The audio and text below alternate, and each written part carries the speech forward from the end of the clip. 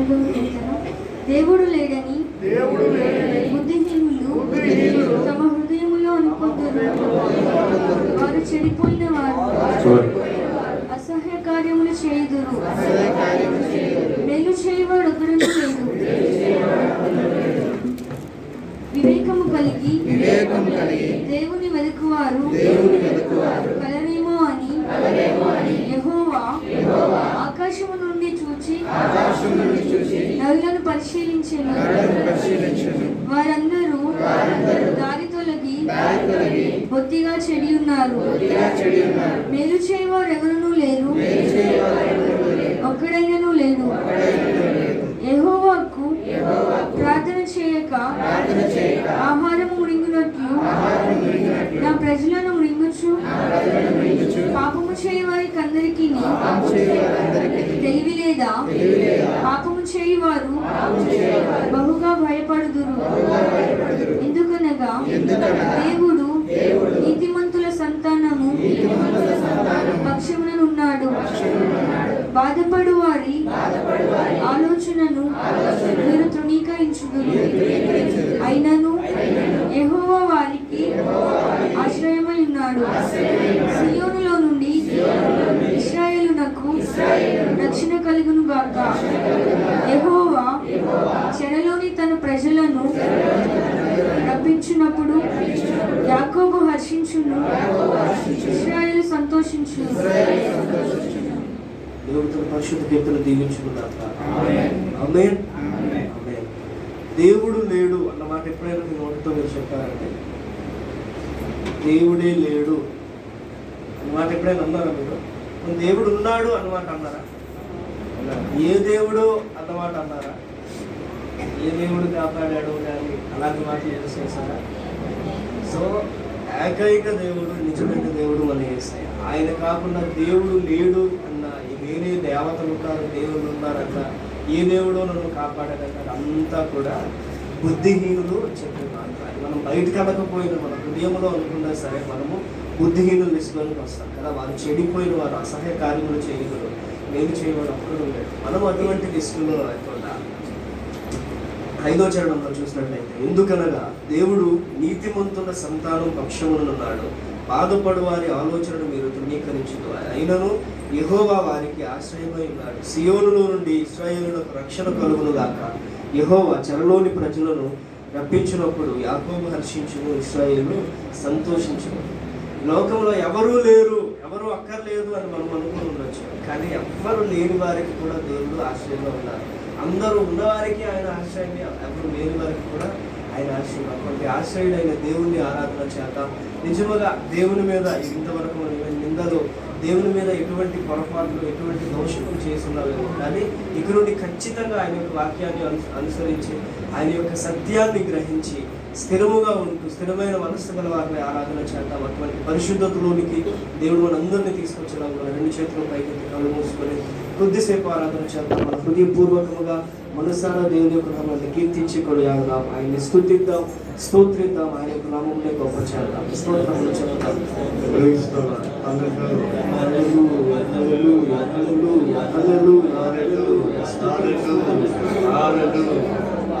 స్తోత్రములు తండ్రి. యేసయ్యా నీకు వందనములు, యేసయ్యా నీకు స్తుతులు ప్రభువా. ఈ యొక్క ఉదయకాల సమయంలో నీ యొక్క ప్రియ బిడ్డలమైన అందరికీ కూడా తండ్రి సన్నిధానంలో రీతిగా కలిసి కూడి నిన్ను ఆరాధన చేయగలరు. అవకాశం బట్టి బయట ఉన్న వారందరూ లోపలికి వచ్చి ఆరాధన చేయండి. పిల్లలు ముందుకు రండి.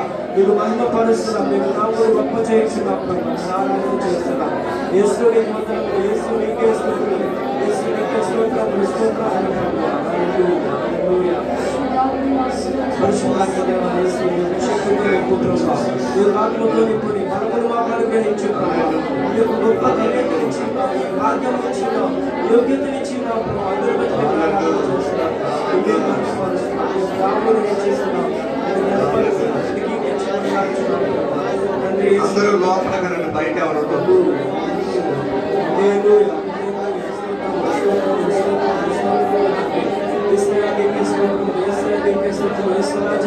నీకే వందనములు ప్రభువా. పరిశుద్ధులకు పరమాత్మకు ఆకాశం కొరకు ఆశీర్వదించిన దేవా నీకు వందనములు. కమలవర్ణుడా, రత్నవర్ణుడా నీకు వందనములు. వ్యతిరేకముగా ఎన్ని దోషములు చేసినప్పటికీ కూడా నీ చిత్తానుసారంగా నీ నిత్యానుసారంగా నీ కృప కనికరము మాపై చూపించిన దేవా నీకే వందనములు చెల్లిస్తున్నాము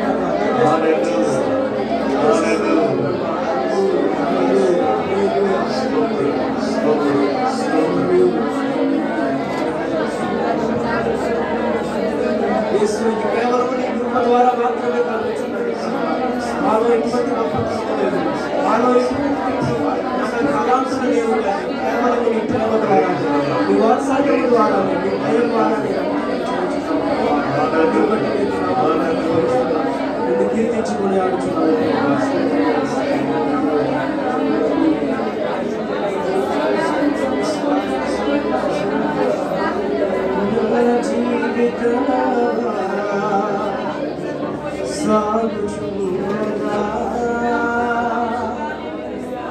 తుఫానులు వరదలు విసిరి కొట్టగా నాశన తీరం అడుగంటి పోగా ఆప్యాయత చూపి ఆదరించినావు. సదా నిన్నే సేవిస్తూ సాగిపోయేదా నీ పాదా చెంతనే వారిపోయేదా. యేసయ్యా, ఎల్లప్పుడూ కూడా నిన్ను సేవిస్తూ నీ పాదాల చెంత వాలిపోయే మనస్సును మాకు దయచేయడం మా హృదయానుసారంగా పడతాం. యేసయ్యా నా యేసయ్యా, యేసయ్యా నా యేసయ్యా, యేసయ్యా నా యేసయ్యా, యేసయ్యా నా యేసయ్యా.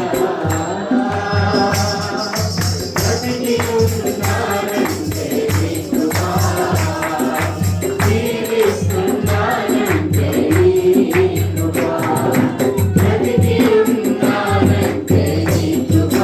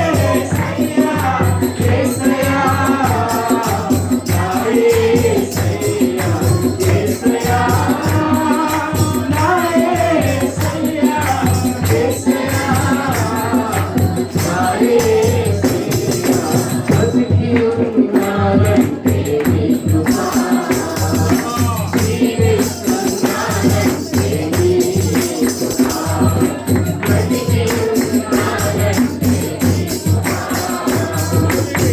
జీవిస్తున్నాడంటే నీ కృప ఏ రుగ్యతనాలు లేదు భాగ్యము ఇచ్చావు పరిశుద్ధతనాలు లేదు నీ ప్రేమనిచ్చావు ఏ రుగ్యతనాలు లేదు భాగ్యము ఇచ్చావు పరిశుద్ధతనాలు లేదు నీ ప్రేమనిచ్చావు యేసయ్యా నా యేసయ్యా యేసయ్యా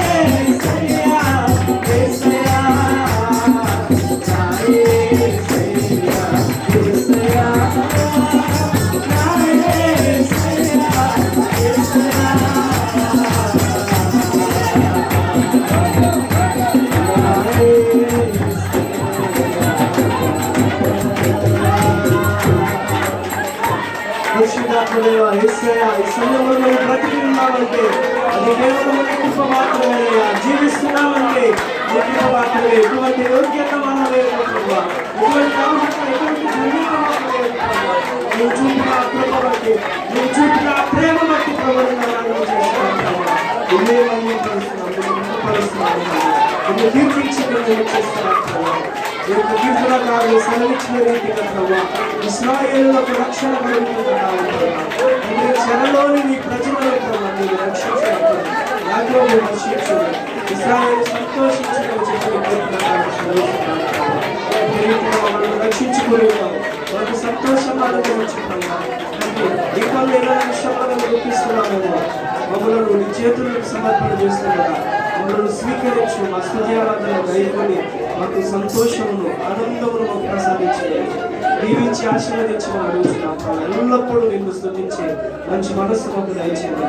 క్రీస్తు పరిశుద్ధంగా ఈ స్తుతి ఆరాధన మీకు సమర్పించుకుంటున్నాము తండ్రి. కూర్చుందాం. హల్లెలూయా హల్లెలూయా. రెండు చేతులు పైకెత్తి బిగ్గరగా చెప్తామా హల్లెలూయా. దేవునికి స్తోత్రం హల్లెలూయా. బాగున్నారండి? అందరూ బాగున్నారా? క్షేమంగా ఉన్నారా? ఆరోగ్యంగా ఉన్నారా? సంతోషంగా ఉన్నారా? దేవుల్లో బలంగా ఉన్నారా? క్రీస్తుకు ముద్దు బిడ్డలారా, నా బంగారు తల్లులారా, క్రీస్తుకు ముద్దు బిడ్డలారా, నా బంగారు సోదరులారా, క్రీస్తుకు ముద్దు బిడ్డలారా, నా బంగారు తల్లులారా, క్రీస్తుకు ముద్దు బిడ్డలారా, నా బంగారు సోదరులారా, బాగున్నారా? మీరు బాగున్నారా? బాగున్నారా? మీరు బాగున్నారా? విశ్వాసంలో బాగున్నారా? ప్రార్థించుకందు బాగున్నారా? క్రీస్తేసునందు బాగున్నారా? ప్రభు ప్రేమయందు బాగున్నారా? విశ్వాసంలో బాగున్నారా? ప్రార్థించుకందు బాగున్నారా? క్రీస్తేసునందు బాగున్నారా? ప్రభు ప్రేమయందు బాగున్నారా? బాగున్నారా? మీరు బాగున్నారా? బాగున్నారండి?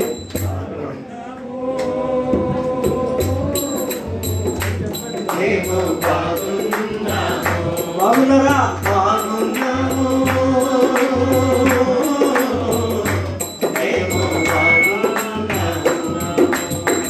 హల్లెలూయా. బాగున్నారా? ఆరోగ్యంగా ఉన్నారా? ప్రభు ప్రేమలో బాగున్నారా? క్రీస్తులో బాగున్నారా? విశ్వాసంలో ప్రార్థించడంలో బాగుంది తీసుకుంటా. ఈ సమయంలో మనం ఎన్నో కీర్తన చదువుకున్నామండి. 14వ కీర్తన కదా. అసలు 14వ కీర్తన ఏమర్థం ఉందో ఏంటో వినాలని ఉందా? ఆ 14వ కీర్తన ఏం చెప్తుందో మనకు తెలుసా? నాకైతే సరిగ్గా అర్థమవునట్టు ఉందండి ఆ 14వ కీర్తన. సో మన మధ్యలో దైవజనులు ఎలీషా గారు ఉండడం ఎంతో సంతోషం. వారు వచ్చి కొద్ది నిమిషాలు ఈ 14వ కీర్తనలో ఉన్న అర్థాన్ని, పరమార్థాన్ని దేవుడు ఏదైతే వచ్చారో ఆ యొక్క విషయాన్ని బోధిస్తారు. ప్రార్థన చేసుకుందాం.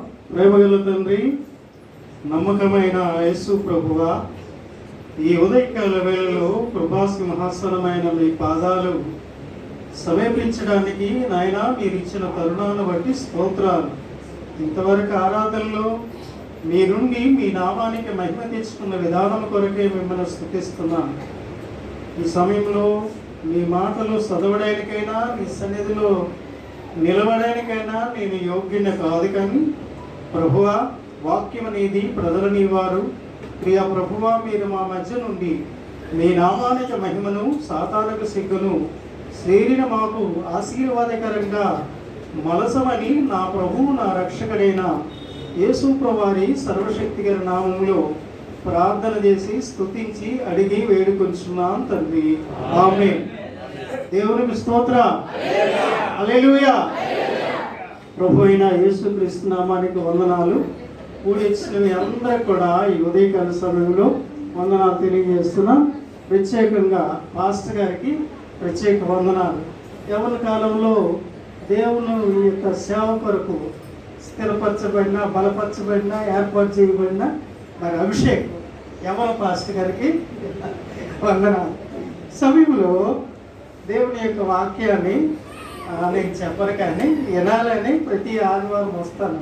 నాకు ఎక్కడ ఆరాధన లేదు, ఎందుకంటే నేను విశ్వ బ్రేక్ టవర్లో చేస్తాను. అక్కడక్కడ ఆరాధన. వివేకము కలిగి దేవుని ఎదుకువారు కలరేమంటే, వివేకము కలిగి దేవుని ఎదుకువారు ఒక 3 విషయాలు చెప్పి నేను ముగిస్తాను. ఎందుకంటే మహబూబ్ నగర్లో నేను పరిచర్య చేస్తున్నప్పుడు మెదడి సంఘలో ఒక ఆనవాయితీ ఉంది. పక్కన బోర్డు కనిపిస్తుంది, పాస్టర్ గారు పెట్టలేదు, కానీ తక్కువ మాట్లాడిన వారు ఎక్కువ సమయంలో పిలువబడతారు.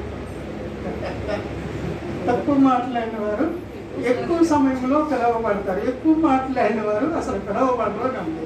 అయితే నేను ఏ కోవలో ఉన్నానని పరిశీలన చేసుకొని ఏ సునామంలో ఆమె నొప్పి వచ్చాను. ఈరోజు కూడా అరగన్న కానీ ఇంకా 5 నిమిషాలు లేక దేవునికి స్తోత్ర. యెహోవా వివేకము కలిగి దేవుని ఎదుకువారు కలరేమని. దేవుని ఎదికేవారు ఉండాలట. దేవుని ఎదికేవారు ఎంతమంది ఉన్నారో బైబిల్లో చాలా మంది. వాళ్ళందరినీ పరిచయం చేయండి, ఎందుకంటే పాస్టర్ గారు వాక్యం చెప్పి వేరే దగ్గరికి వెళ్ళాలి.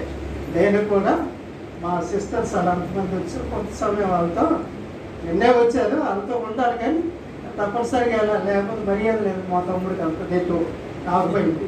సరే, సమయంలో ఆ దేవుని ఎదుకువారు కలరేమని యేసు ప్రభువారు అన్నారు. మత్తయి సువార్త 7:7 చదవకండి. అడగండి ఇస్తాను, ఎదకండి దొరుకుతాను, తట్టండి ఇస్తాను అన్నారు. దేవుని ఎదుకువారు కలరేమని. దేవుని ఎదిగితే మన జీవితాల్లో ఏం కలుగుతుంది? దేవుని ఎదగకపోతే ఏ నష్టం ఉంటుంది? కాబట్టి వివేకం కలిగి దేవుని ఎదుగువారు ఎవరున్నారంటే నరుల్ని ఆయన 11వ కీర్తన 3వ వచనం అంటాడు, 4వ వచనం అంటాడు, తాను నివాస స్థలంలో నుండి భూలోక నివాసులందరి వైపు ఆయన చూస్తూ ఉన్నాడు. ఎందుకు? ఆయన ఎక్కాలన్న. అపోస్తల కార్యము 13వ అధ్యాయం 22వ వచనంలో నేను యెషయా కుమారుడైన దావీదును కనుగొంటిని. ఆయన పరిశాలు చేసినప్పుడు యెషయా కుమారుడైన దావీదును కనుక్కున్నాడు.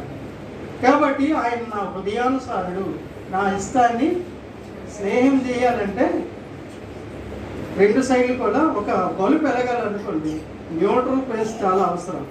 ఫేస్ న్యూట్రల్ కట్ అయితే, న్యూట్రల్ ఫేస్ కట్ అయితే వెలగదు, ఏ వస్తువు కూడదు. అలాగే దేవునితో మనిషితో దేవునికి సంబంధం కావాలంటే దేవునికి అనుకూలమైన లక్షణాలు మనిషిలో ఉండాలి. దేవుడు అనుకున్న వాడు కూడా దేవుని లక్షణాలే కలిగి ఉండాలి. ఈ 2 ఉన్నప్పుడే ఆయన దేవుడు అవుతాడు, ఈ మనిషి అవుతాడు. ఈ 2 లేకపోతే బుద్ధిహీనుడు. అందుకే వివేకము కలిగి దేవుని ఎదుకువారు కలరేమని యెహోవా నరులు ఆకాశం నుండి పరిశీలన చేస్తున్నారు. అయితే పరిశీలన చేసిన వారిలో వివేకం కలిగి దేవుని ఎదుగువారు ఎవరు ఎదుగుతారు, ఎలా ఎదుగుతారు అంటే చాలా సబ్జెక్ట్ అంటే అవన్నీ మాట్లాడదు. కానీ ఎదిగే వారు ఎలాగ ఎదగాలంటే చూడండి, జెఫన్యా గ్రంథం 3వ అధ్యాయం 2వ వచనం త్వరగా. జెఫన్యా 3వ అధ్యాయం 2వ వచనం. అది దేవుని మాట ఆలకించెను, శిక్షకు లోబడెను, యెహోవా యందు విశ్వాసం ఉంచెను, దాని దేవుని యొద్దకు రాదు. చూడమ్మా, చూడు. దేవుని యొక్క వాక్య భాగంలో 3వ అధ్యాయము, అది దేవుని మాట ఆలకించెను. సరే 2వ అధ్యాయము 3వ వచనం చదువు. దేశములో సాత్వికులై ఆయన న్యాయ విధులను అనుసరించుచు సమస్త దీనులారా యెహోవాను వెదుకుడి, మీరు వెదికిని వినయము గలవారే నీతిని అనుసరించిన ఎలా ఒకవేళ ఆయన ఉగ్రత దినమందు మీరు దాచబడతారు. దేవునికి స్తోత్రం. దేవుని ఎదిగే వారికి మొదటి ఫలం ఏమనగా దాచబడతాం. కీర్తన గ్రంథము 27వ అధ్యాయం 5వ వచనంలో అంటాడు, ఆపత్కాలములో ఆయన తన పర్ణశాలలో నన్ను దాచును. 32వ కీర్తనలో 7వ వచనంలో మీరు చదవద్దు కానీ వినండి. 32వ కీర్తన 7వ వచనంలో అంటాడు, నా దాగు చోటు ఆయనే. దేవుని ఎదిగే వారికి మొదట దొరికేది ఏంటంటే దేవుడు దాస్తాడట, తన రెక్కల చోటున దాస్తాడు. దేవుని యొక్క భద్రత ప్రతి కుటుంబానికి, ప్రతి వ్యక్తికి, ప్రతి వ్యక్తులకు కూడా అవసరమై ఉన్నది. కాబట్టి దేశములో నివసించు సాత్వికులైన వారారా, దీనులైన వారా, మీరు ఎదిగినట్లయితే మీరు దాచపడతారు. మొదటి దేవుని వెతికితే, వివేకం కలిగి దేవుని ఎదిగినట్లయితే మనము దాచబడతాం. దేని నుండి? పాపం నుండి, శాపం నుండి, నరక వేతన నుండి, దుష్టుని యొక్క కుతంత్రాల నుండి మనం ఏమవుతామంటే సంరక్షించబడతాం, దేవుని చేతిలో భద్రపరచబడతాం. అందుకే అడగండి ఇస్తాను, ఎదగండి దొరుకుతాను. అందుకే 63వ కీర్తనలో 2వ వచనంలో దావీదు అంటాడు, దేవా నా దేవుడు నీవే, ఏకువుని నిన్ను ఎదిగిదను, ఉదయమున నీ పరిశుద్ధాలయం ముందు ఆశతో నీ తట్టు కనిపెట్టుచున్నాను, నిన్ను వెతుకుతాను. ఏమంటున్నాండి? ఉదయమున దేవా నా దేవుడు నీవే, నా దేవుడు అన్నాడు. దేవా దేవుడు అనలేదు కానీ దేవా నా దేవుడు నీవే, ఏకువునే నిన్ను వెతికెదను. దేవునికి స్తోత్రం. దేవుని వెతికితే మొదట మనం ఏమవుతామట? దాచబడతాము.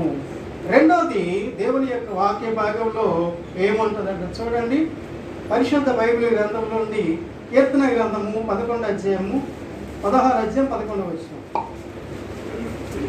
జీవ మార్గమును నీవు నాకు తెలియజేసేదను, నీ సన్నిధి సంపూర్ణ సంతోషము కలవు, నీ కుడి చేతిలో నిత్యము సుఖములు కలవు. దేవునికి స్తోత్రం. దేవుని వెతికే వారికి, వివేకము కలిగి దేవుని ఎదికే వారికి మొదటిది దాచబడతాము. అర్థమవుతుందా? అర్థమవుతుందా? ఎండిన ఎడారి బ్రతుకున నిండైన ఆశ నీవేగా, తడబడిన పాదములకు ఓడు నీవే కదా, నా నీడ నీవే కదా. దేవునికి స్తోత్రం. దేవుని ఎదికే వారికి, వివేకం కలిగి దేవుని ఎదికే వారికి మొదటిది దాచబడతాము. రెండోది ఏమవుతామట? సంపూర్ణ సంతోషం. నీ కుడి చేతిలో నిత్యము సుఖము కలదు, నీ సన్నిధిలో సంపూర్ణ సంతోషం. దేవుని వెతికే వారికి వచ్చిన రెండో ప్రతిఫలం ఏంటంటే సంతోషము. లూకాసు సువార్త 12:15 వచనం కింద భాగంలో అంటాడు, ఒకరిని కలిమి విస్తరించిన వాడి ప్రాణమునికి ఏమీ నెమ్మదలేదు అని అన్నాడు.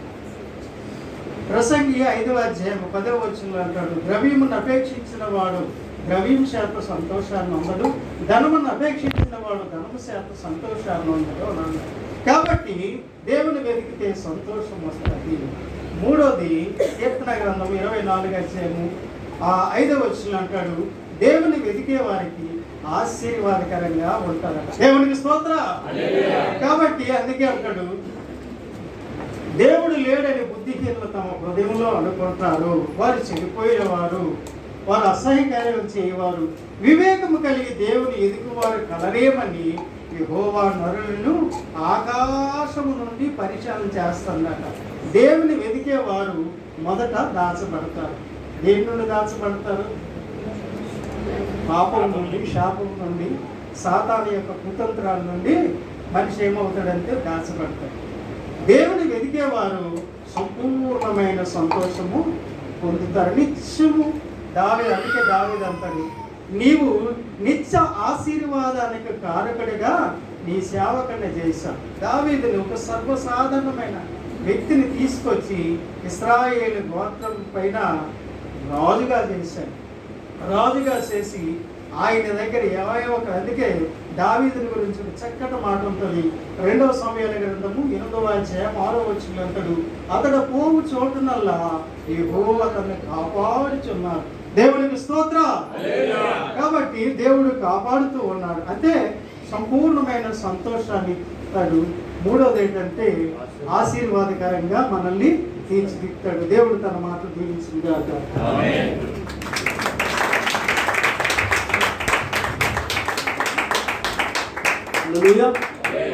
దేవుని ఇచ్చిన మంచి అవకాశం బట్టి మనమందరం కూడా కీర్తనలు విని ఉన్నాం కదా. ఆ కీర్తన ద్వారా దేవుడు మనతో మాట్లాడుగారు కదా. కీర్తనలోనే 3 ఆశీర్వాదాలు ఉన్నాయి. ఇంకా మెయిన్ మెసేజ్ ఇంకేం ఆశీర్వాదాలు ఉన్నాయి. అన్ని పొందుకు నిమిత్తం ప్రార్థన చేద్దాం. ఈ కీర్తన వరకు ఫలించి వాక్యంలో దేవుడు మనతో మాట్లాడదాం. హల్లెలూయా. గట్టిగా చెప్తాం హల్లెలూయా. యేసుక్రీస్తు నామములో మీ అందరికీ వందనాలండి. అందరూ బాగున్నారు కదా. ప్రాముఖ్యంగా చక్కగా కీర్తన మన మధ్యలో వివరించి రాత్రి దేవునికి బహు ప్రియుడైన దానియేలు గురుండి అద్భుతంగా వర్తమానం చెప్పిన సేవకులకు వందనాలు. మరి ఈరోజు మరొక భక్తుని గురించి చెప్పాలని ఆశపడుతున్నాను. పాస్టర్ గారు కీర్తనలో మాట్లాడుతూ ఆ భక్తుల దగ్గరికి వెళ్ళి టూకీగా ఒక మాట చెప్పేసి వచ్చేసారు. అపోస్తుల కార్యములు 13:22.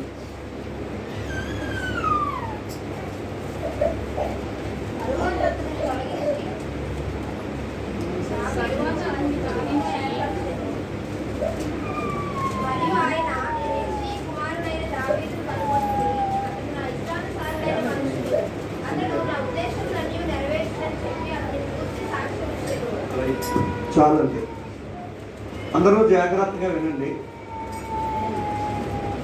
దేవుని వాక్యంలోనికి వెళ్ళ ముందుగానే ఈరోజు దావీదును గురించి కొన్ని మాటలు ధ్యానం చేద్దాం. ఇంచుమించుగా ఒక 10-12 విషయాలు చెప్తాను.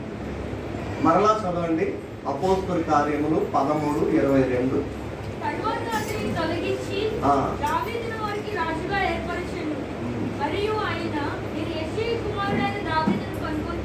నేను యెషయి కుమారుడైన దావీదును కనుగొంటిని.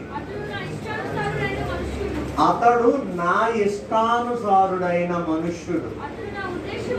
అతడు నా ఉద్దేశములన్నీ నెరవేర్చునని చెప్పి దావీదును గూర్చి సాక్ష్యం ఇచ్చెను. దేవుడే భక్తుల గురించి సాక్ష్యం ఇస్తున్నాడట. రాత్రి విన్నాము, దేవుడు తన దూతను పంపించి దానియేలు గురించి ఏమని చెప్పాడు? నీవు బహు ప్రియుడు అయ్యా అన్నాడు. ఎందుకు బహు ప్రియుడు అయ్యాడో దానియేలులో ఒక 4 లక్షణాలు మనం చూసాం. అంటే సమయం లేక 4 లక్షణాలు చెప్పాడు. అయితే ఈరోజు దావీదుని గురించి దేవుడు ఏమన్నాడంటే, దావీదు నా ఇష్టానుసారుడైన మనుష్యుడు, నా హృదయానుసారుడు, అతడు నా ఉద్దేశములన్నీ నెరవేర్చును. వా, దావీదంటే దేవునికి చాలా ఇష్టం అటండి. దేవుని ఉద్దేశాలన్నీ నెరవేర్చాడంట దావీదు. ఎలా నెరవేర్చాడు? అసలు దావీదు చరిత్ర ఏంటో ఒక 10-12 విషయాలు ధ్యానం చేద్దాం. సమూయేలు గ్రంథంలోనికి రండి. దావీదుకున్న కొన్ని క్వాలిటీస్ గురించి ధ్యానం చేద్దాం. మొదటి సమూయేలు గ్రంథం 16వ అధ్యాయం 12వ వాక్యం గురించి చదవండి. దావీదు ఎటువంటి వాడు? అతడు వాడు పిలువనంపించి లోపలికి తోడుకుని వచ్చేను. అతడు ఎర్రని వాడు, చక్కని నేత్రములు గలవాడు, చూచుటకు సుందరుడై ఉన్నాడటండి. దావీదు ఎటువంటి వాడండి? ఎర్రని వాడు, చక్కని నేత్రములు కలిగిన వాడు, చూచుటకు సుందరమైన అందగాడటండి. బహుశా నా ఎంత అందం ఉంటాడేమో కదా. దావీదు చూచుటకు సుందరమైన వాడంట, ఎర్రని వాడంట, చక్కని నేత్రములు కలిగిన వాడటండి. ఒక వ్యక్తి అంత అందంగా కనబడాలన్నా, ఆ రంగులో ఉండాలన్నా, చూసేవారికి ఇష్టడుగా ఉండాలన్నా అది కేవలము దేవుని కృప ఉండాలి కదా. హల్లెలూయా. అందము అనేది మన మట్టుకు మనం తెచ్చుకుంటే వచ్చేది కాదు. అలాగైతే డబ్బుల్లో అందరూ కొనేసుకుంటారు అందరినీ. దావీదు ఎటువంటి వాడండి? చాలా అందమైన వాడటండి. ఒకసారి ఊహించుకోండి, మీరే దావీదులు అనుకోండి. విజయ్ నువ్వు దావీదు అనుకో, ఊహించుకో ఎలా ఉన్నావు. దావీదు అంటే ఎలా ఉండాలి? మొదటగా అందంగా ఉండాలి. ఒకటి శారీరకమైన అందం కాదు, ఆత్మ సంబంధమైన అందం కూడా కలిగిన వాడట. అందం ఉండాలండి. ఈ రోజుల్లో ప్రతి మనిషికి ఆ అబ్బాయి అందంగా ఉన్నాడా, ఆ అమ్మాయి అందంగా ఉంటుందా, పర్వాలేదా అని అందం గురునే మాట్లాడుతున్నారు. అంటే బయట రూపం గురుండి.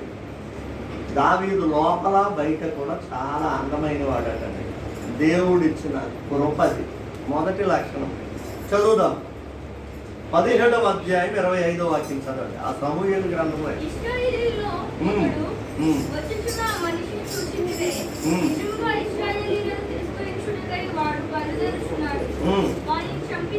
రాజు బహుగా ఐశ్వర్యం కలుగజేసి తన కుమార్తెనిచ్చి పెళ్లి చేసి వారి తండ్రి ఇంటి వారిని ఇశ్రాయేలులో స్వతంత్రులుగా చేయననగా, దావీదు జీవము గల దేవుని సైన్యములను తిరస్కరించుటకు ఈ సున్నతి లేని ఫిలిష్తీయుడు ఎంతటి వాడు, వారిని చంపి ఇశ్రాయేలీయుల నుండి యుద్ధ తొలగించిన వారికి బహుమతి ఏమని తన యొద్ద నిలిచిన వారిని అడగగా, జనులు వారిని చంపిన వారికి తీర్పు చేయబడినని అతను ఉత్తరమిచ్చాడు. చాలు చాలు. ఆ పై వాక్యము కింద వాక్యము ఉంటుంది. నేను ఎలాంటి వాడినో తెలుసా? సింహాన్ని చంపేశాను, ఎలుగుబంటిని చంపేశాను, వీడే మాత్రము అన్నాడు. అంటే రెండవదిగా దావీదులో ఉన్న రెండవ లక్షణం ఏంటంటే బలము కలిగిన వాడట. దావీదుకున్నది ఏంటంటే బలము. నీవు నేను కూడా దేవుల్లో ఎలా ఉండాలి?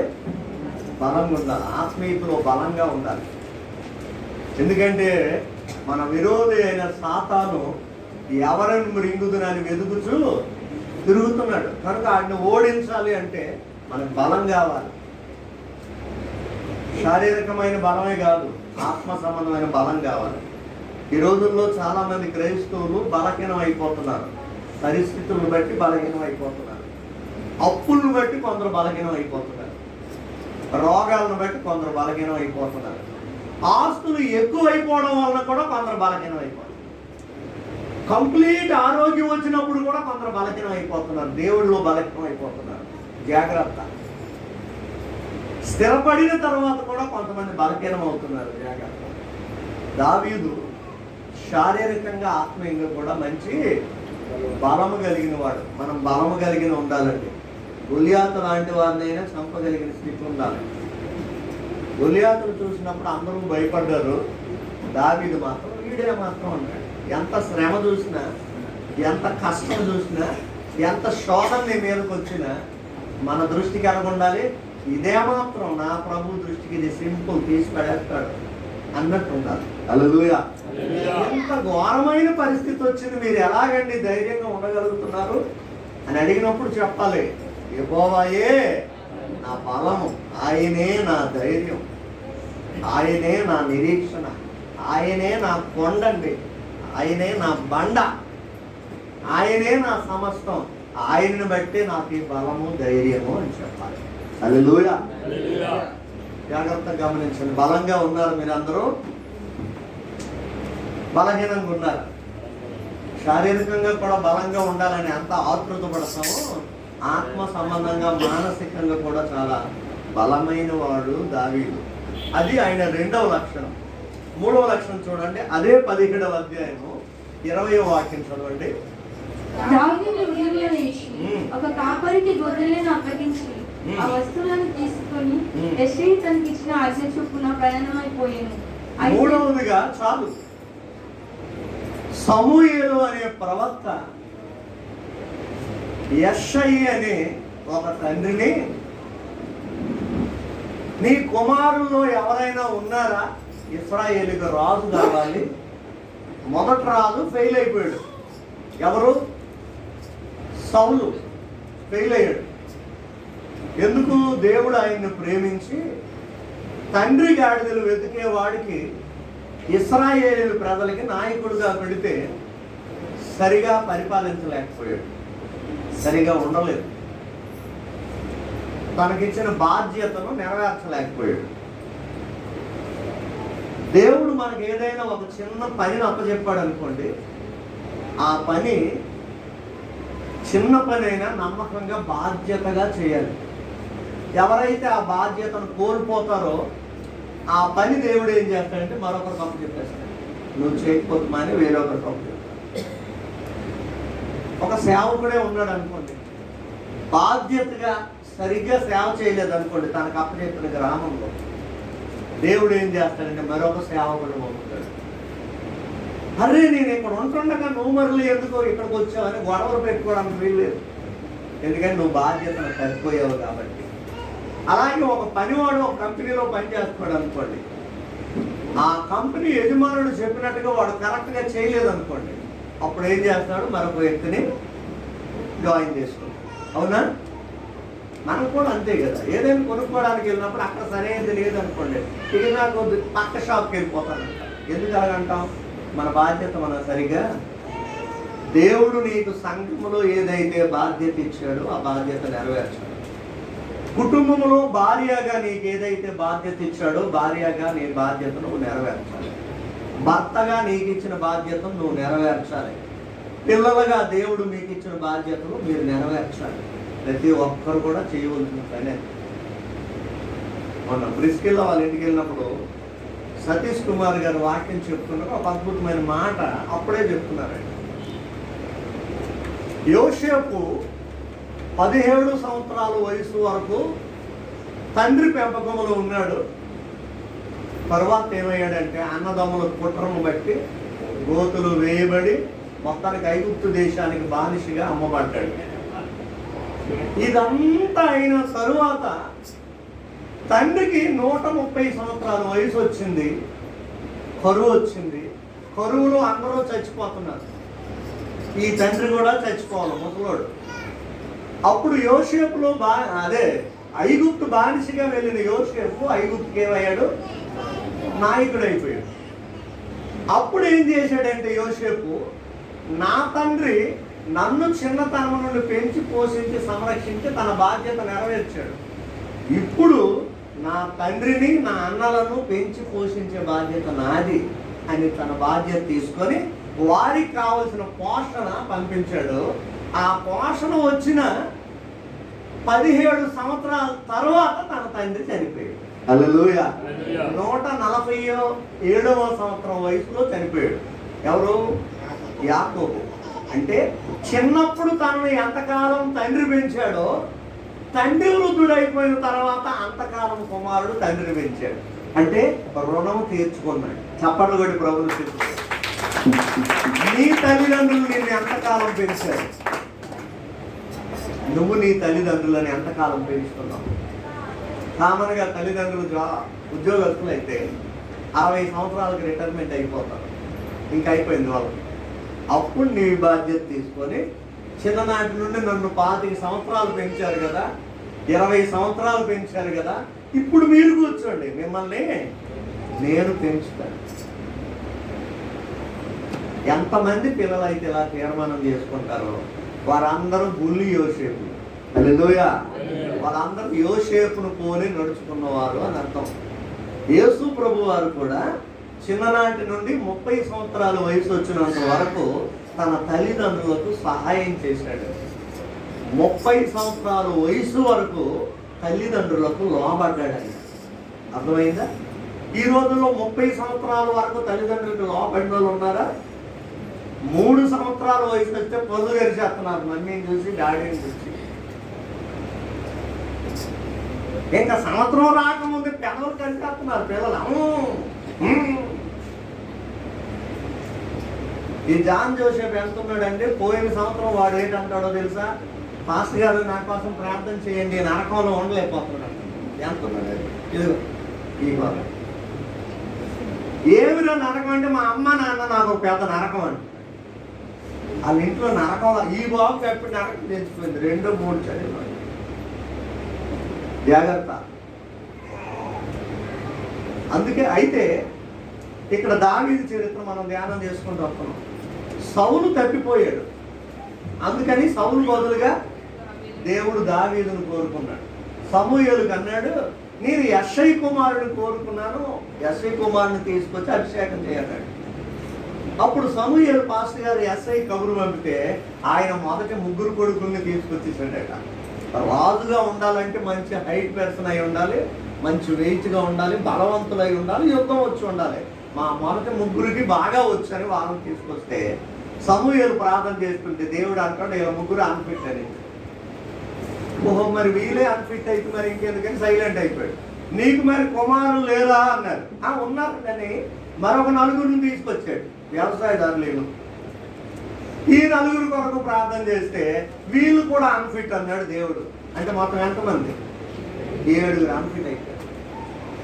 మరలా అడుగుతున్నాడు సమూయేలు, యెష్షై ఇంతేనా, నీకు మరి కుమారులు లేరంటే కడసారి వాడు ఒకడు ఉన్నాడు, వాడు పనికి మళ్ళోడు లేండి, అసలు వాడు మా లిస్టులోనే లేడు, ఆయన తీసేస్తాం, వాడిని కూడా పిల్లన్నాడు. అంటే వాడు వేస్ట్ అండి. తండ్రి దృష్టిలో వాడు వేస్ట్. కొన్నిసార్లు మనం కనిన మన తల్లిదండ్రుల దృష్టిలో మనం వేస్ట్ అవ్వచ్చు. ఇది వేస్ట్ చేయడండి అంటారు. ఒక్కొక్కసారి తల్లిదండ్రులుగా మనం కూడా అనేస్తాం కదండి, నువ్వు వేస్ట్ అని. మనం తల్లిదండ్రులకు దృష్టికి వేస్ట్ అయినా దేవుని దృష్టికి టేస్ట్ అయిపోతాం అంట. హల్లెలూయా. ఈ రెండింటి మధ్యలో ఏమవ్వాలి? టేస్ట్. ఇది మాత్రం గుర్తుంచుకోండి. సింబల్ ఎంత వేస్ట్ అయినా టేస్ట్గా మారాలంటే ఏమవ్వాలి? ఆ పేస్ట్లోనే ఉంది అంతా.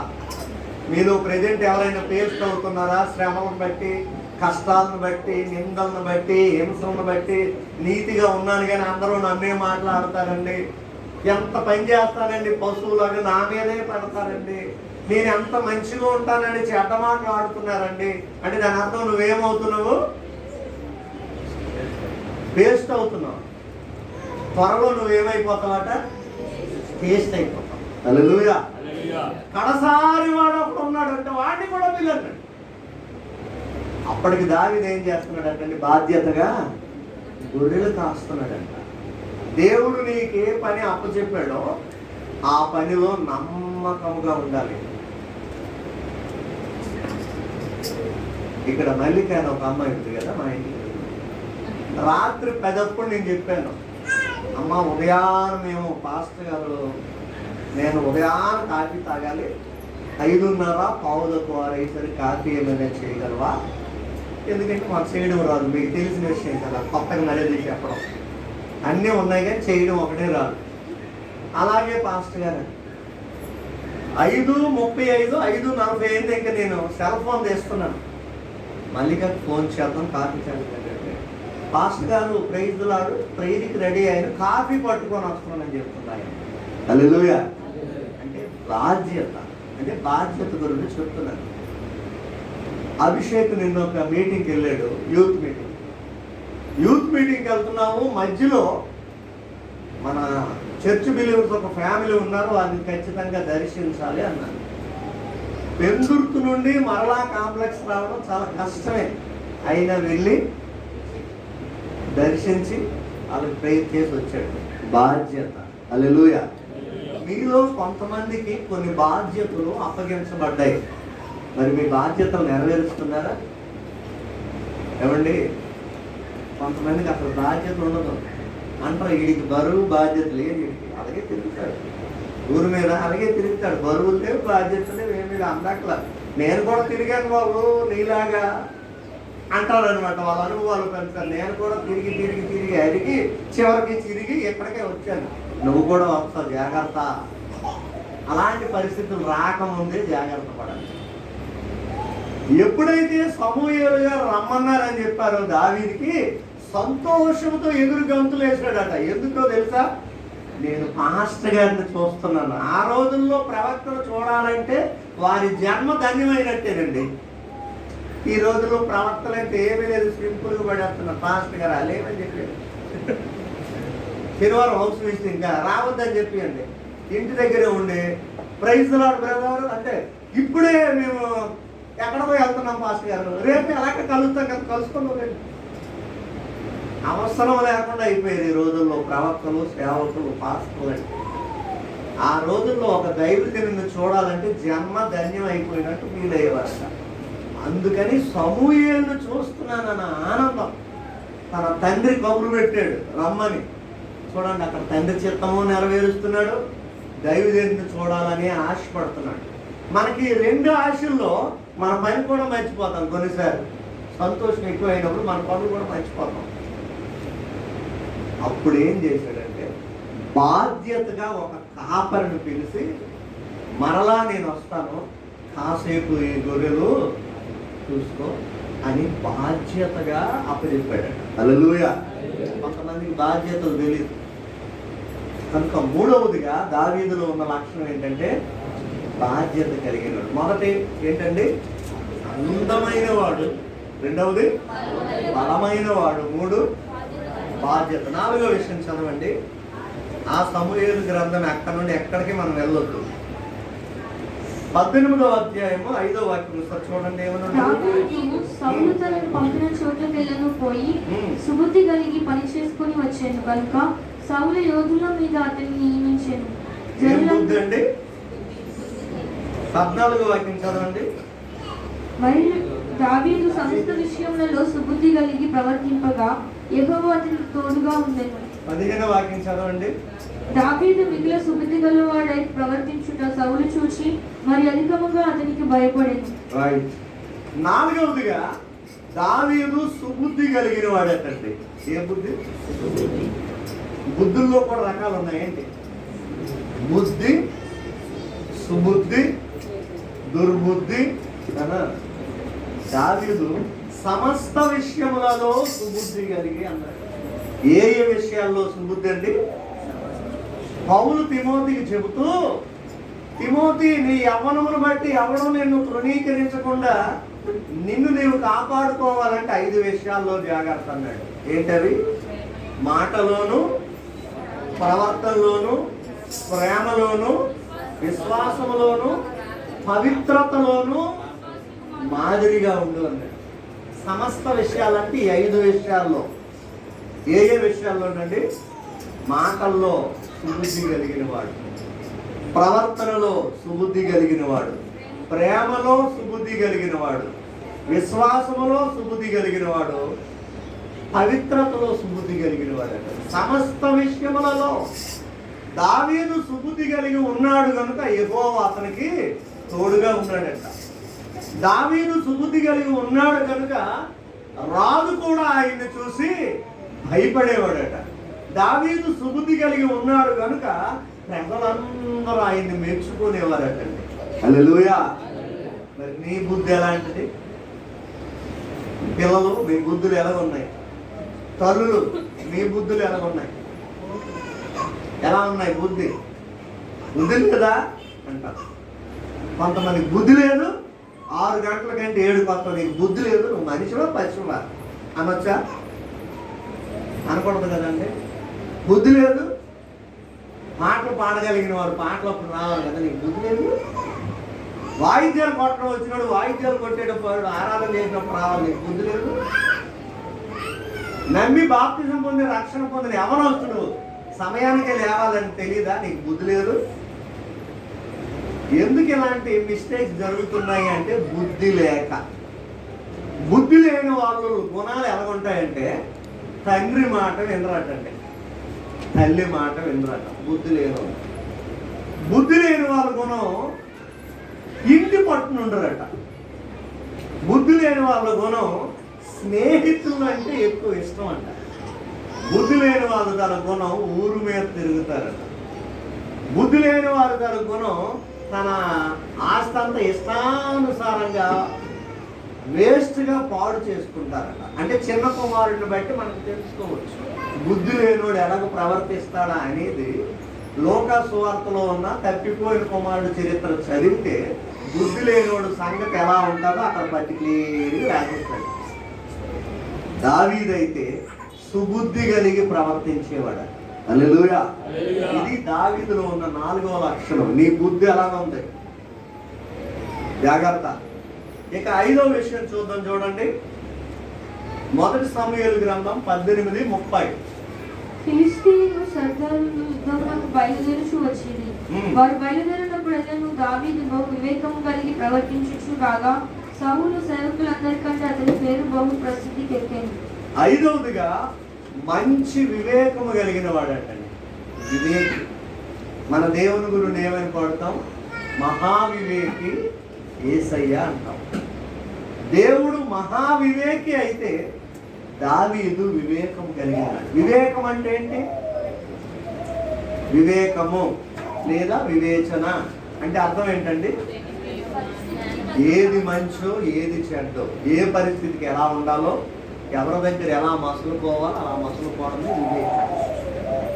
అందుకే సొలొమోను సామెతల గ్రంథం 1వ అధ్యాయంలో నీకున్నవన్నీ అమ్మే, సత్యమును కొనుక్కో, వివేకమును కొనుక్కో, తెలివిని కొనుక్కో, బుద్ధిని కొనుక్కో అన్నాడు. కనుక వివేకం చాలా అవసరం అండి.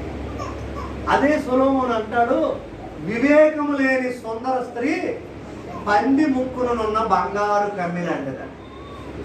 మీరు పంది ముక్కుకి 1 తులం బంగారు కమ్మిబడి ఉంటూ దాని పక్కన మీరు కూర్చొని తీసుకుంటే ఎంత అందంగా ఉంటుంది కదండి. బంగారు కమ్మి విలువైనదే, కానీ అది ఎక్కడ ఉండాలి? ఒక విలువైన స్త్రీ ముక్కు పుడకగా ఉంటే చాలా మంచిదే, కానీ విలువైన బంగారం తీసుకెళ్ళి పంది ముక్కుకు పెట్టారనుకోండి, ఈ పందిని బట్టి దీనికున్న విలువ పోదు. అలాగే కొంతమంది పందుల్లాగా ఉంటారు మనుషులు, బంగారు కమ్ములు పెట్టుకుంటారు. బందితాల గుణం ఏంటనుకున్నారు? ఏసీ రూమ్లో పెట్టినా ఐ డోంట్ లైక్ ఇట్ అంట. ఎక్కడైతే జీవీఎంసీ కాలువ ఉందో, అది భయంకరమైన మురుగు కాలువ ఉందో, ఐ లైక్ ఇట్ అంటుంది. అదే నాకు కావాలా, అదే నాకు ఇష్టం. ఈ పందులు లాంటి మనుషులు కూడా అంతే. ఎంత విలువైన వాక్యమైన, విలువైన ప్రార్థన అయినా, ఫాస్టింగ్ ప్రేయర్ అయినా, హోల్ నైట్ ప్రేయర్ అయినా, ఆరాధన అయినా నాకు అంతగా ఇష్టం ఉంది.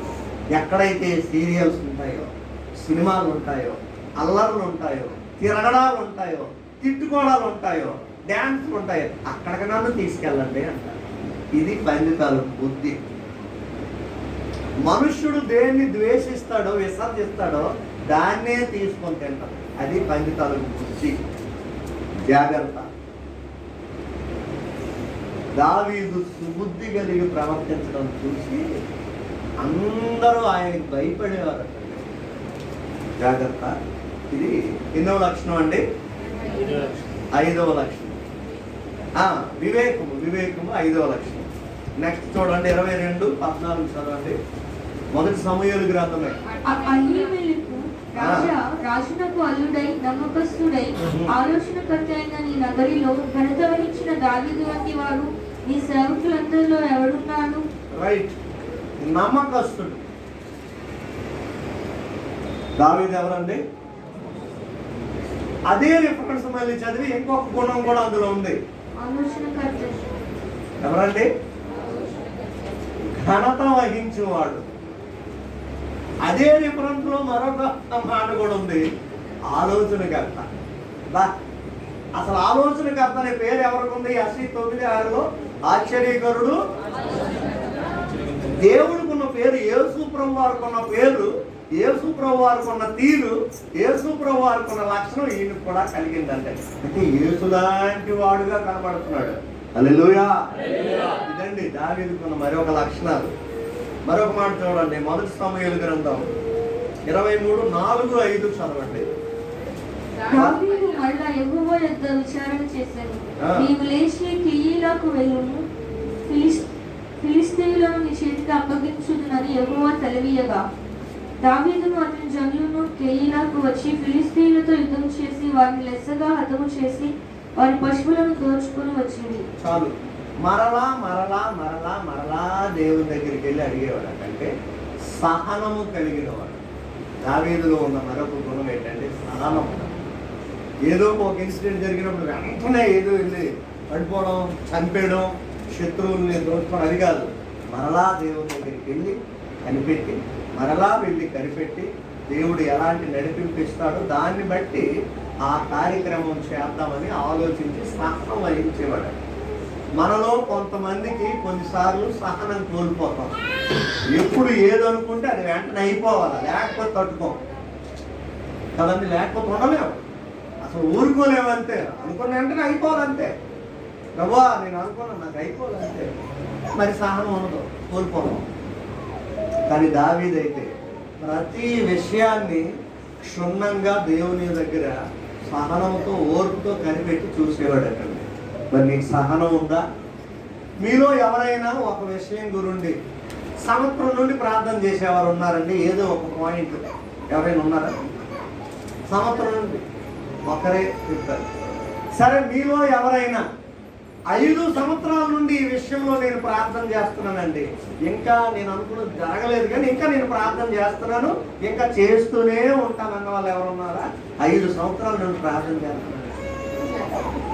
10 సంవత్సరాల నుండి ఎవరైనా ప్రార్థన చేస్తున్నారా? ఒక పాయింట్ వరకు 10 సంవత్సరాల నుండి. చూసారా? అంటే సహనాన్ని కోల్పోతాం. ఒకసారి చేస్తాం, 2 సార్లు చేస్తాం, 10 వారాలు చేస్తాం, కనబడిన వాళ్ళందరికీ ఈ విషయం ప్రార్థన చేయండి అని చెప్తాం. అందరికీ చెప్పిన తర్వాత ఆ విషయం ఏంటో మనం మర్చిపోతాం. మీలో ఎవరికైనా నేను ఫాస్టింగ్ ప్రేయర్లో ప్రార్థన చేయమని చెప్పాను అనుకోండి, చేసేస్తారు.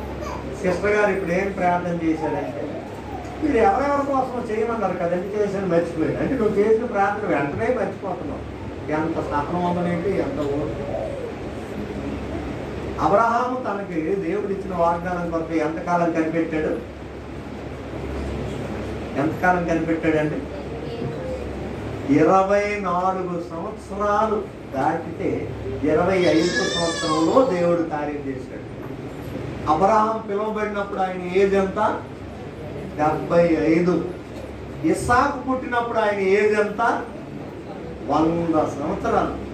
సెంచరీ చేస్తే కానీ ఒక బాగుపట్ల 100 సంవత్సరాలు. చూసారండి? మరి 25 సంవత్సరాలు కనిపెడతావా నువ్వు? 25 సంవత్సరాలు దేని గురించి కనిపెట్టగలవా? 25 సంవత్సరాల నుండి కనిపెట్టాలి. మనం కొంతవరకు కనిపెట్టి, దేవా ఏమనుకోకు, నీ వలన అవ్వలేదు, ఈ పక్కనే మా బ్రదర్స్ ఉన్నారు, రెడ్ డ్రెస్ వేస్తున్నారు, ఒక 40 days వాళ్ళతో రెడ్ వేసుకొని వస్తాను, అక్కడ కూడా అవని ఎట్లా ఆ ముందు వైట్ వాళ్ళు ఉన్నారు, వాళ్ళతో ఒక 60 రోజులు వేసుకొని వస్తాను. అలా వేసుకొని మళ్ళీ తిరిగి దేవా నీ దగ్గరికే వచ్చాడు, ఎక్కడా లేదు కదా. నిమ్స్కి వెళ్ళి ఆర్కేకి వెళ్ళి మొత్తం అన్నీ తిరిగి తిరిగి తిరిగి ఫైనల్గా కేజీ హెచ్చుకొచ్చినట్టు అక్కడ అటు ఇటు తేలిపోతుంది. అక్కడ అలాగా లాస్ట్గా మళ్ళా ప్రభు వెళ్ళిపోతారు.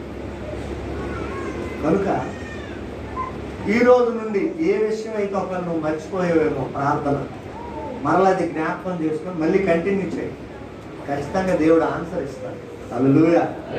ఖచ్చితంగా దేవుడు ఆన్సర్ ఇస్తాడు. మేము దొరకట్లో బైబిల్ ట్రైనింగ్ చేసేటప్పుడు కేరళ ఒక ఆయన ఒక అంశం కొరకు ప్రార్థన చేసి మనడు. కాస్తమ్మ గారు నేను ఏకీకరణ చేసేవాడు.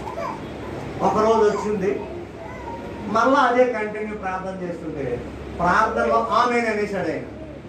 కళ్ళు తెలిసి ఏంటి సార్ ప్రేయర్లో మధ్యన అంటే, మీరు ఏ విషయం అయితే ప్రేయర్ చేశారో ఆ విషయం అయిపోయింది, ఇంకా దానికోసం మరి ప్రార్థన చేయదు, మరొక విషయం చెప్తారండి. ఎంత త్వరగా అయిపోయిందంటే, అవును మీ ప్రార్థన దేవుడు విన్నాడు అని. కొన్ని ప్రార్థనలకు వెంటనే ఆన్సర్ వస్తుంది, కొన్ని ప్రార్థనలు లేట్ అవుతాయి. అయినా మనం సహనముతో కనిపెట్టాలి. అలాంటి సహనశీలండి దావీదు. నెక్స్ట్ దావీదులో ఉన్న మరో గుణం చూద్దాం. 1 సమూయేలు 24:6-12 చదవండి. ఇతడు యెహోవా చేత అభిషేకం పొందినవాడు గనుక యెహోవా చేత అభిషిక్తుడైన నా ప్రభువునకు నేను ఈ కార్యము చేయను, యెహోవాను బట్టి అతను నేను చంపను అని జనులతో చెప్పాను. 12. నీకును నాకును మధ్య యెహోవా న్యాయము తీర్చును, యెహోవా నా విషయమై పగ తీర్చును గాని నేను నిన్ను చంపను. రైట్. దేవుని యందు భయభక్తులు కలిగిన వాడంట దావీదు. ఇది ఏ సందర్భం అంటే, సౌలు రాజుగా ఉన్నప్పుడు దావీదును చంపాలని చాలా ప్లాన్లు చేశాడు సౌలు. సౌలు రాజుగా ఉన్నప్పుడు దావీదు ఏ విధంగా ఉండేవాడండి? సౌలు రాజుగా ఉన్నప్పుడు దావీదు ఉద్యోగం ఏంటి? అక్కడ వీణ వాయిస్తూ సౌలు రాజుకు దురాత్మ పట్టినప్పుడల్లా దావీదు ఏం చేసేవాడట?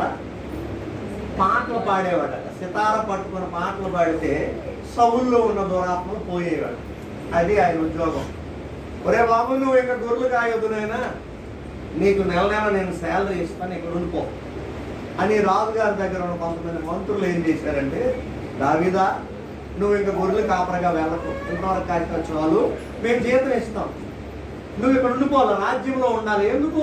మా రాజుగారికి దెయ్యాలు పెట్టేస్తున్నాయి. ఆ దురాత్మలు ఎప్పుడైతే వచ్చి ఎవరంగా ఎవరుంటే వాళ్ళని పొడిసి చంపేస్తున్నాడు. రాజుగారు చంపుతున్నాడు, రాజుకి ఎవరు ఎదురు తిరగడానికి లేదు. ఇప్పుడు మోడీ గారు ఎన్ని చేసినా ఎవరు ఎదురు తిరగలేకపోతున్నారు.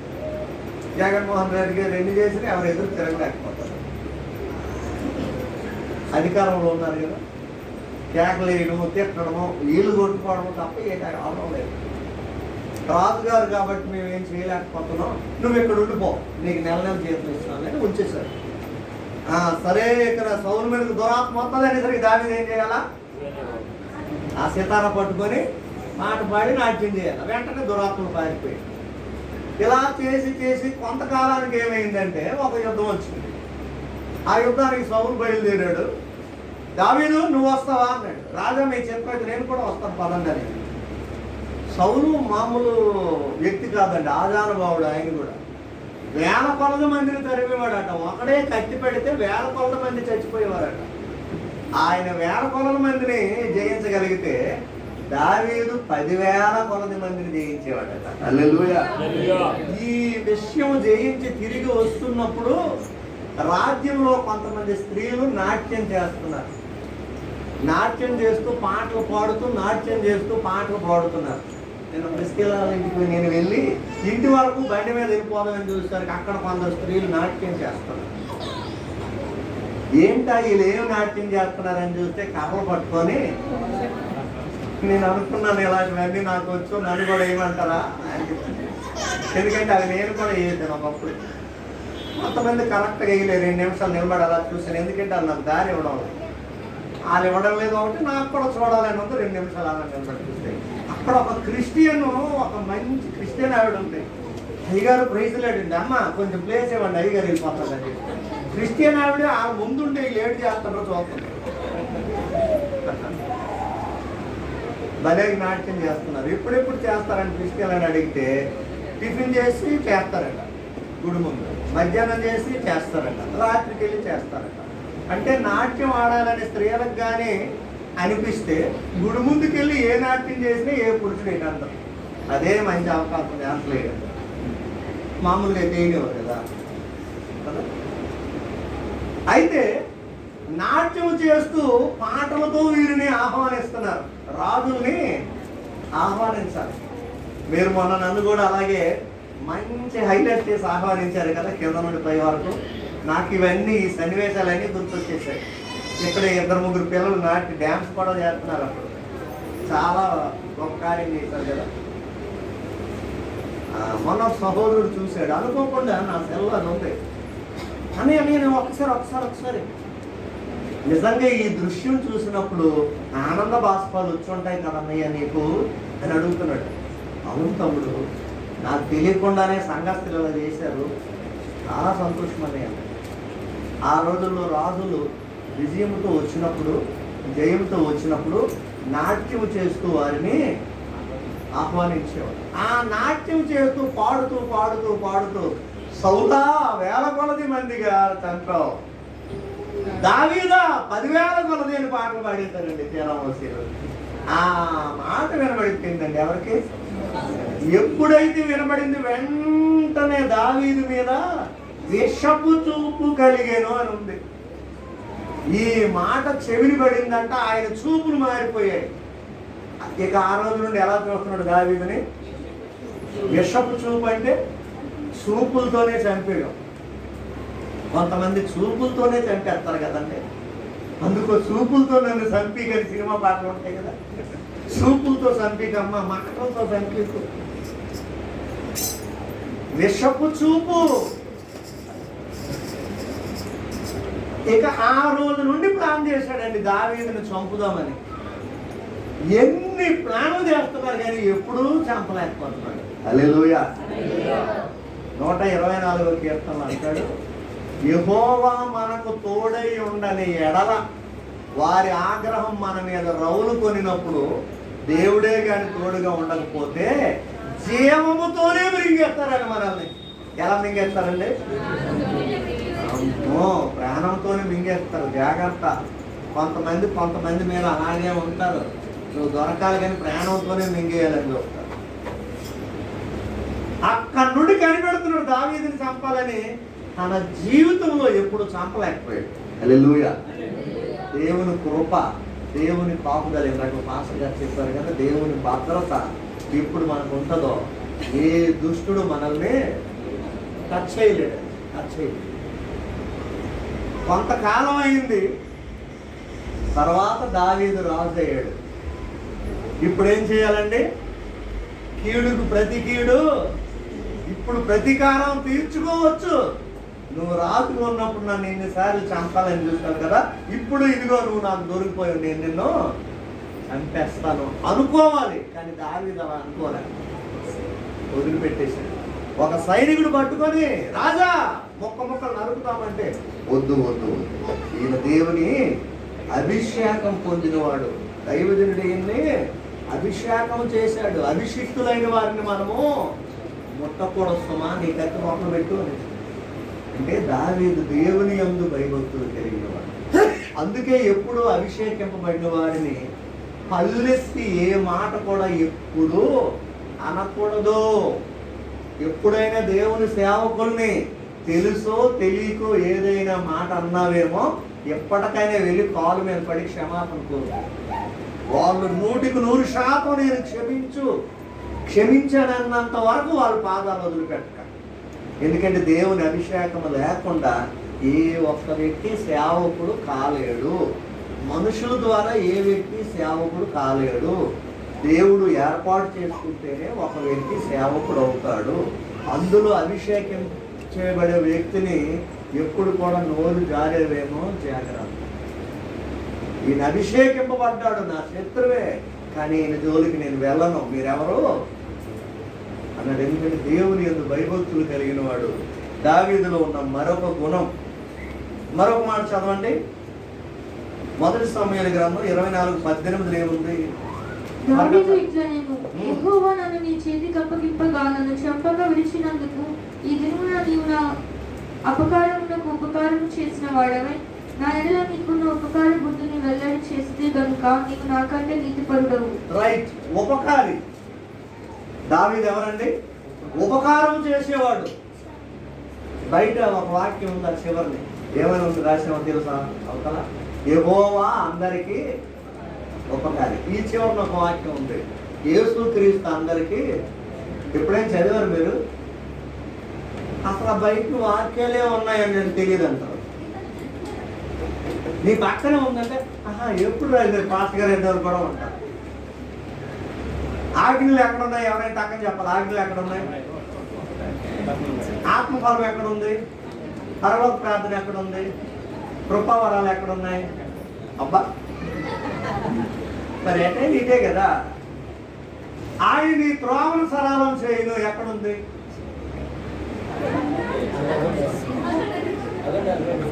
నీవు నా కుమారుడు, నేడు నిన్ను కని ఉన్నాను ఎక్కడుంది? నా ఆత్మ మీ మధ్యన ఉన్నది ఎక్కడుంది? నేను నిన్ను ఆశీర్వదించేది నేను ఎక్కడుంది? నేను చెప్పిన మంచి మాట నెరవేర్చేది నేను ఎక్కడుంది? అందుకే ఒక్కసారి ఇలాగ చూడాలా.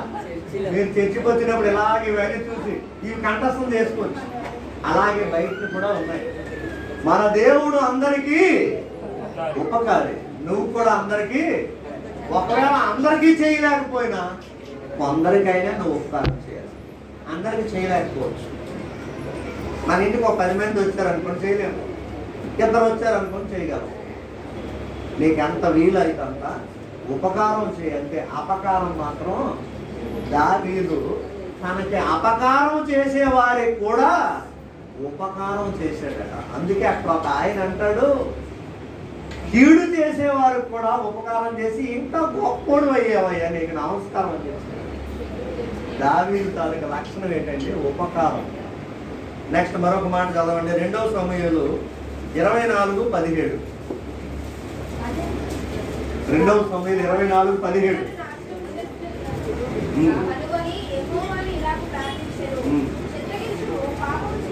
యెహోవా చిత్తగించుము, పాపము చేసిన వాడను నేనే, దుర్మార్గముగా ప్రవర్తించిన వాడను నేనే. గొర్రెల వంటి వీరు ఏం చేశారు? నన్ను నా తండ్రి ఇంటి వారిని శిక్షించు, వీరిని మాత్రం వదిలిపెట్టి నాయన అన్నాడు. హల్లెలూయా. పాపమును ఒప్పుకున్నవాడు.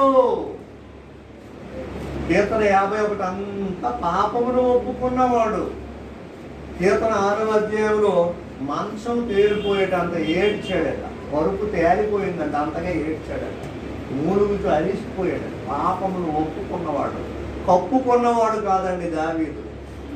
ఇప్పటికి ఎన్ని గుణాలు చూశారు?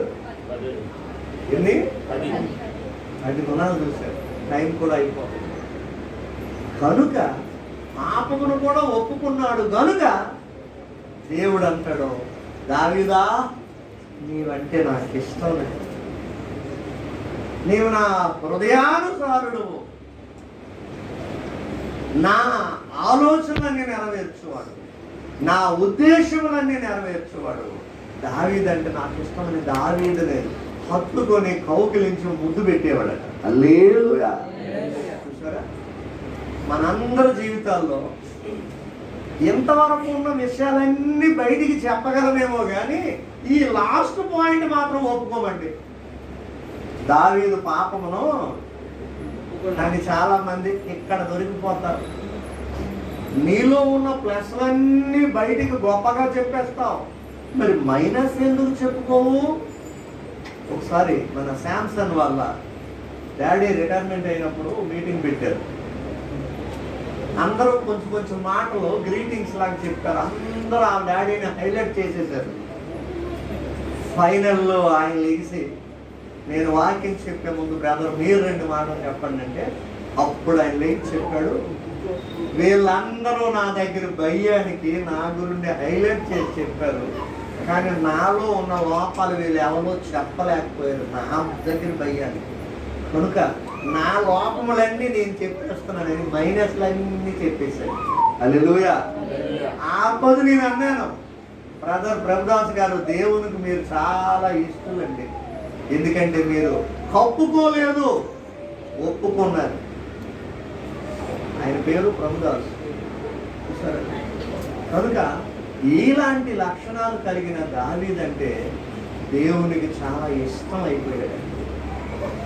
దానియేలు ఎలాగైతే బహు ప్రియుడయ్యాడో దావీదు దేవుని హృదయానికి అనుసరుడయ్యాడు. అందుకే దావీదంటే దేవునికి ఇష్టం. అందుకే దావీదు వంశంలో నుండే యేసు ప్రభువారు వచ్చేసారు. అందుకే గుడ్డివారు కానీ కుష్ఠరోగులు కానీ దావీదు కుమారుడా యేసు నన్ను కరుణించవా అని కేకలేశాడు. దావీదుకి ఏమయ్యాడండి? యేసు కుమారుడు అయిపోయాడు. నీకు నాకు యేసు ఏమైపోతాడు? అందుకే ఏలయనగా మనకు శిశువు పుట్టిన, మనకు కుమారుడు అనుగ్రహింపబడిన. హల్లెలూయా. కనుక అలాంటి దేవునికి ఇష్టానుసారుడైన దావీదు అనే మనము కూడా జీవించినట్లయితే దావీదుకు చూపిన కృపను దేవుడు మనకు కూడా ఇస్తానని వాగ్దానం చేశాడు. ఆ వాగ్దానం చదవడం ముగించాక యెషయా గ్రంథం 55వ అధ్యాయంలో ఫాస్ట్గా తీసి చదవాలి.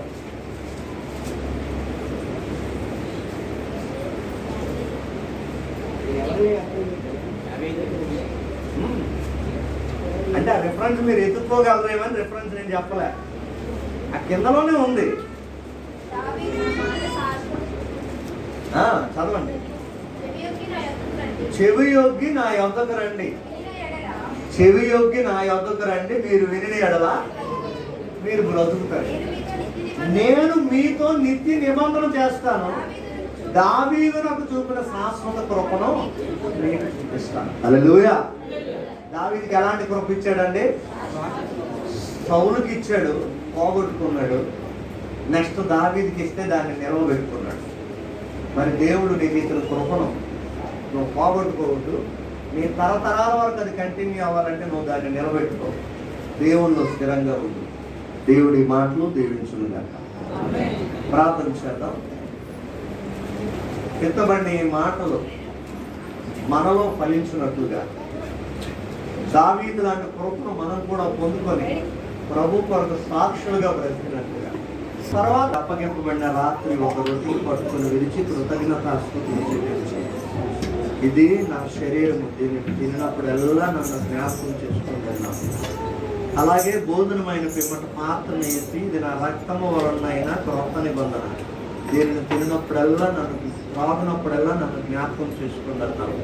నా శరీరమును తిని నా రక్తం త్రాగువాడు నిత్య జీవం గలవాడు, అంత్య దినము నేను వారి లేపుడు నన్న వాగ్దానం అందరి పట్ల నెరవేర్చు. ప్రతి ఒక్కరూ వారి సమర్పణలు చెల్లించి యోగ్యమైన రీతిలో తీసుకొని ఈ దేవుళ్ళు పొందుకునే భాగ్యం దయచేసి మీరు మహిమ పొందుకొని మేలు చేయండి. క్రీస్తు యేసు పరిశుద్ధ నామమున ప్రార్థిస్తున్నాం తండ్రి. పురుషులు మొదటి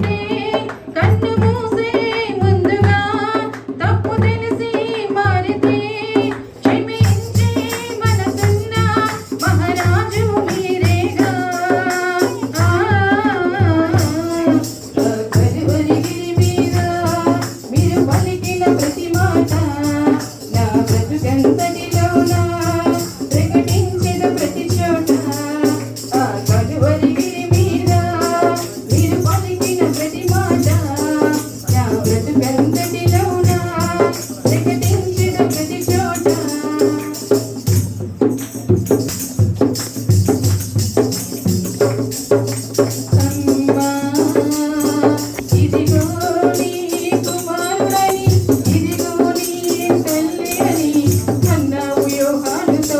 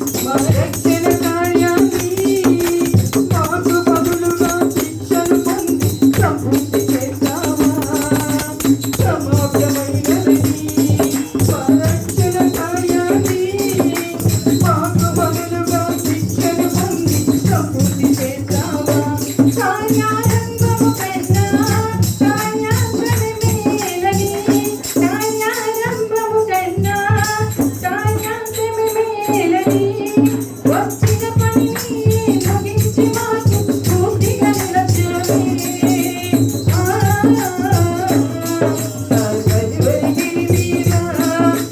పలికిన ప్రతి మాట నా బ్రతుకంతటిలోనా ప్రకటించిన ప్రతి చోట నా కలువరిగిరి మీద మీరు పలికిన ప్రతి మాట మేము అప్పగించవలి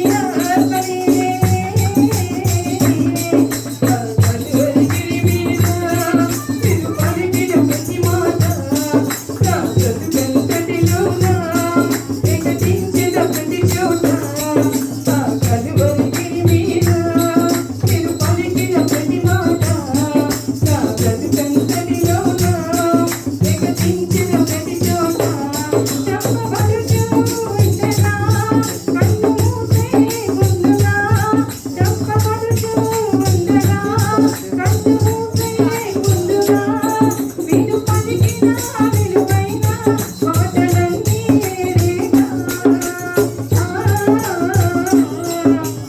కలువరిగిరి మీద మీరు పలికిన ప్రతి మాట నా బ్రతుకంతటిలోనా ప్రకటించిన ప్రతి చోట నా కలువరిగిరి మీద మీరు పలికిన ప్రతి మాట నా బ్రతుకంతటిలోనా ప్రకటించిన ప్రతి చోట హల్లెలూయా.